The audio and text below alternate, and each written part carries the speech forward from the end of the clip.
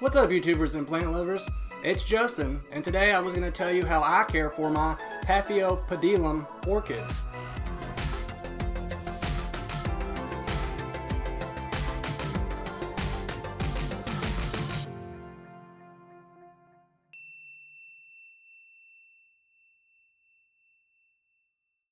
Now, some of you have probably heard it as the Slipper Orchid or even the Lady Slipper Orchid, but it is a great orchid to have. Now, I've got to be honest with you, the first time I ever saw these, I thought, what's the hype? Everybody loves them. They're really not that beautiful. The leaves are okay, and they put up maybe one to two, a couple flowers.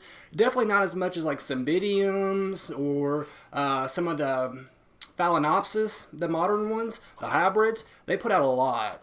But with some of these, as you can tell, mine just has one stem. And look at that beautiful flower. It is gorgeous. And the leaves are striking also. That was the first thing that drew me to that plant, was its leaves. And as you can tell, they are kind of multicolored. There's a little bit of dark green mixed in with some light green. And they almost look like a cross between like a Phalaenopsis and a Vanda, given their kind of leaf structure right there. But they are just beautiful orchids to have, and I can really understand the hype with them now. I'm probably going to always have one, and they're relatively easy orchids to care for. Temperature-wise, they are most at home indoors. They don't need a whole lot in the way of light requirements.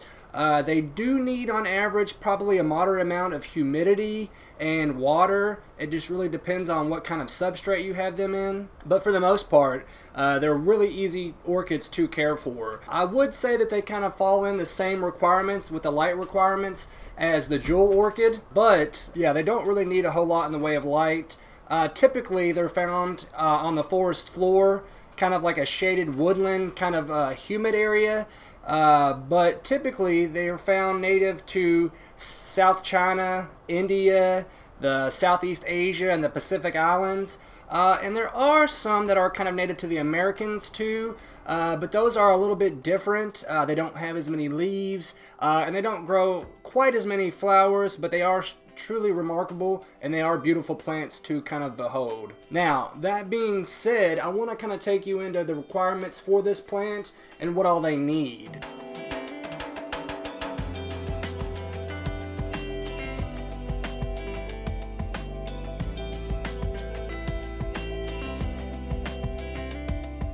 Now, as far as light, they are perfect to go under artificial light. As I was saying, they don't need a whole lot in the way of direct sunlight. You could probably get away with putting them in an east-facing window. That's probably where they're going to do their best, just because at the time that they're receiving their sunlight, they don't really, the temperature hasn't really gotten a whole lot of chance to kind of increase. So when they are getting the peak of their sunlight in an eastern-facing window, it's not really that hot out yet. And take care not to let too much direct sunlight hit these leaves, because they will succumb to sunburn. So I have mine right now in a south-facing window, but I had him under some artificial light, and now as we're starting to get more into spring, I've got him closer to a south-facing window, but I do have the blinds drawn and a little bit of curtains to kind of filter out some light, and that really does seem to help him. But if you don't have any curtains or blinds, I would go an east-facing window, and if you had to stick him in a south or a west-facing window, I would give some kind of filtered light through some curtains, or maybe even scoot them back a little bit. Water is very important with these guys, and that's really just because with all orchids, they need a lot of water in order to flower for the most part. And as you can tell, these don't really have the pseudobulbs that other orchids do have, and they can use to kind of store water in there. So they do need a little bit more frequent waterings than other orchids that do have the pseudobulbs. So make sure you kind of pay attention to that as well. And also, the amount of water will kind of really depend on what substrate you have them in. They are considered terrestrial orchids, so they do like to kind of grow in the soil, but you can put them in a kind of pine bark or an orchid bark mix, or you can put them in the sphagnum moss, and that's kind of what I have him in right now, is a sphagnum moss kind of mixture. With the bark mix, that doesn't really retain as much water for very long, so they will dry out quicker if they're in bark. and you'll probably have to water them a little bit more, especially as the heat and the temperature and the light and all that goes up. The water intake levels need to kind of go up too. Now, if you have them in the sphagnum moss like I do, you really should just kind of water them when the tops of the sphagnum moss is feeling dry, because they don't need to dry out completely. But you gotta watch that fine line, because if they do dry out completely, it probably will do a lot of harm to your orchid, versus if you keep them in soggy, saturated, with a saucer underneath and wet, damp feet all day long, they will succumb to root rot.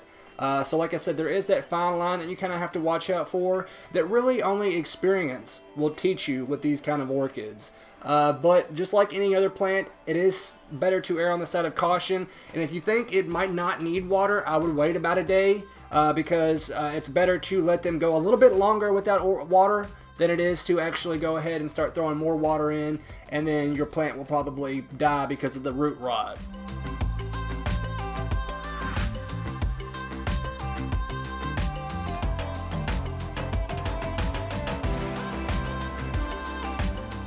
Just like the Phalaenopsis, you kind of got to watch out for any kind of crown rot in the tops there, because if you do have a lot of water down around the crown, you can invite all kinds of stuff from pests and disease to rot.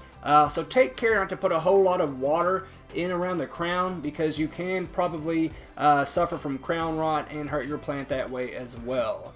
Now, if you do get water in there, it's not that big of a deal. You can take a paper towel and use the corner part and kind of stick it down in there and absorb most of that water and wick it away, and your plant should be fine. But whenever I water mine, I take care not to get it on the leaves, and actually just kind of get it down around here on the base, and try to water it a little bit like you would an African violet, because that's really what's been most successful for my orchid right there. Now, pH with these guys are around slightly acidic to neutral. I believe they like it around 6.1, 6.0, all the way up to 7, but they do like it slightly acidic, so be mindful of that. Temperature wise, as I said already, they are comfortable when you are comfortable. The ones that are grown in India are a little bit more cold hardy than the ones anywhere else, and that's just because they're found at higher elevations. So some of them are more comfortable in warmer areas, and some of them are a little bit more comfortable at night in cooler areas around 55 degrees, and I really wouldn't go too much lower than that. And if you do know it's going to be cold out and you have yours kind of next to a window that is a little bit drafty, I would take care to water the plant in the morning time, so by the time the night hits, you won't have any excess water on here that may freeze and actually kind of frost, or actually just hurt your leaf, because the frost setting in with the water on the leaves. So just be mindful of that, and try to water it in the morning, especially if you know it's going to be cold out later that night, or just kind of hold off from the watering as well. Pests can be another problem also. I know aphids are a problem. Spider mites, mealybugs, thrips, and scale can also be a problem. Now, for most pests on any plant, your safest bet is going to be water.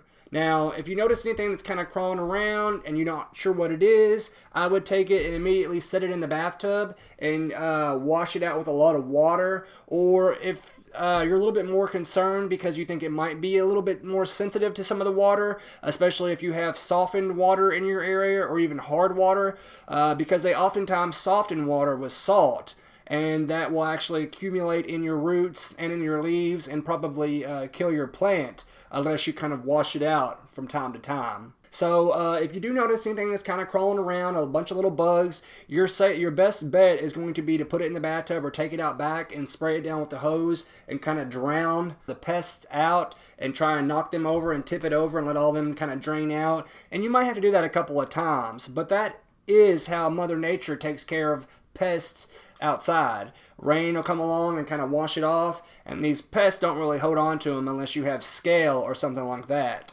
And if you think you do have scale on one of your orchids, it's one of the hardest pests to kind of actually fight back, but please let me know and I will tell you how to best combat that, because it is tricky, but it can be done, it can be beaten. So just make sure that you know what you have before you start treating stuff. And if you don't, look it up first and do like I said and just kind of wash the plant out and make sure you kind of knock all the rest of the little pests out and then kind of go from there. Now, I do have a couple videos on dealing with that, and like I said, you can get a hold of me on Instagram or my email, and I will have to see some pictures to make sure I know what you are talking about and the best ways to actually combat that.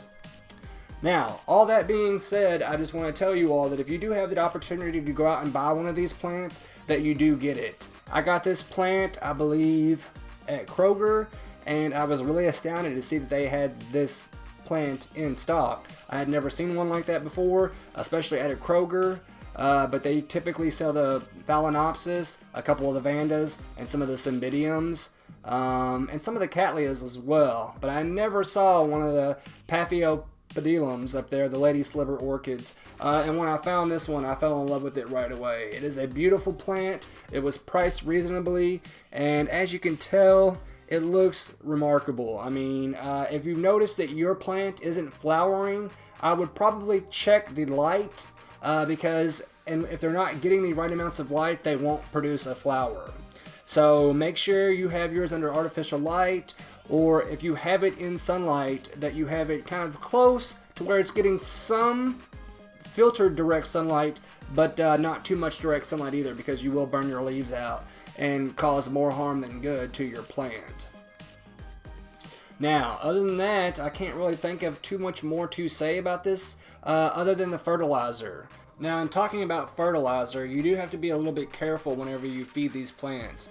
If you overfeed them, you run the risk of keeping too much salts or anything like that that may build up in the substrate and in your plant. Because I've heard people like to say that they feed theirs for about 8 weeks, once a week for 8 weeks, and then they'll give it a rest for a week, and then they'll continue on with that other 8 weeks again, and then rest for a week. But if you do that, you do want to make sure that you kind of dilute your fertilizer at least by 3/4, and then feed it once a week.